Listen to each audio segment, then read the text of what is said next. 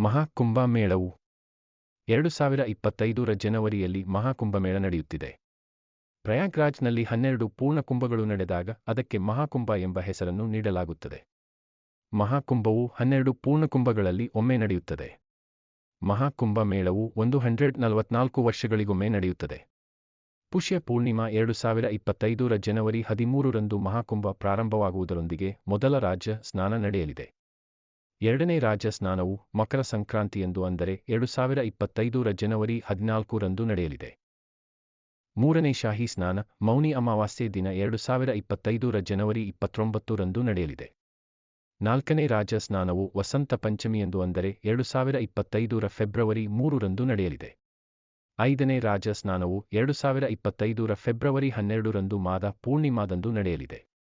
ಆರನೇ ಶಾಹಿ ಸ್ನಾನವು 2025ರ ಫೆಬ್ರವರಿ 26ರಂದು ಮಹಾಶಿವರಾತ್ರಿ ಮತ್ತು